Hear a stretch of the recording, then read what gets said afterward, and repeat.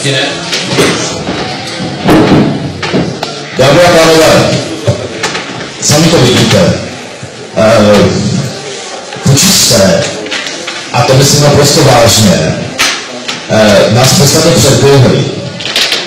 Protože já jsem měl dvě verze své řeči a v jedné z těch verzí jsem víceméně chtěl říct, že opravdu nevidím důvod, proč se v sále s lidmi, kteří na mě podávají trestní oznámení, kteří měsíc od svolání sněmu se zabývají pouze svoláváním antisněmu, kontrasněmu, jakýchsi výzev a podobně.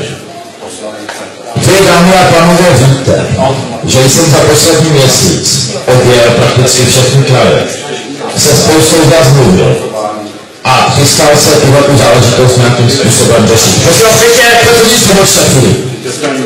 Na tomto místě bych s dovolením a dělám to s nejlepším vědomím a proto, že nikdy nezbývá, navrhl dvě hlasování.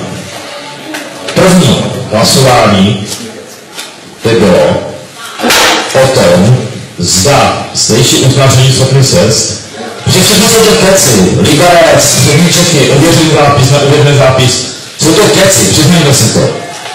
Na středočeské schůzi mluvil Ivan Kratochvíl z vojáků záloze. Vypadalo tam zhruba stejně jako tady, jenom důstojní. A řekl nám v podstatě naprosto jasně. Připomněl my a nám, kdo tam byli, to, co jsme před rokem viděli, bylo to jasné. Že jsme ve válce a chováme se jako banda pionýrů, která se hádá o tom boju, která ještě nebyla vyhlášena. Já jsem nad tím hrozně přemýšlel, sledoval jsem tu situaci, četl jsem ty trestní oznámení, četl jsem ty lži, četl jsem ty hrozná, viděl jsem ty vytvořené faktury, pardon, mám jich tady celé učednictví. Chtěl jsem navrhnout dvě hlasování. Jedno o tom, za sněm souhlasí s vypověděním souhlasu musíte.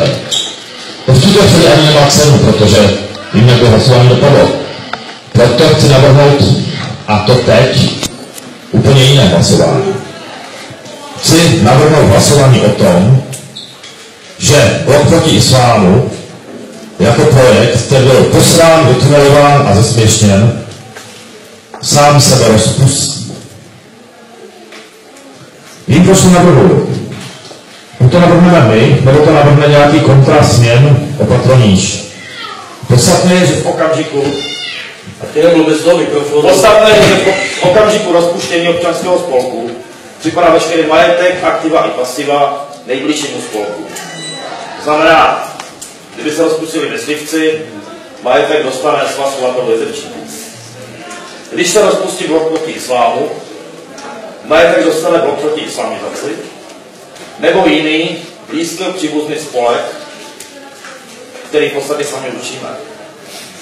Tady navrhuji hlasování o tom, že spolek, jehož vedení na sebe podávat trestní oznámení a tak dále, prosím mandátovou komisi, aby to nějak formuloval, se rozpustí a veškerý majetek přejde na nejbližší spřízněný subjekt, kterým je, a vy to dobře víte, Sdružení Islám v České republice nechceme, si ho jsme vzešli.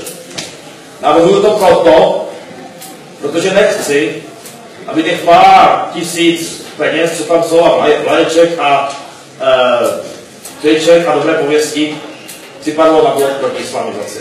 Prosím předsedu a navrhovou komisi, aby to nějak zpracovala a nechala hlasovat.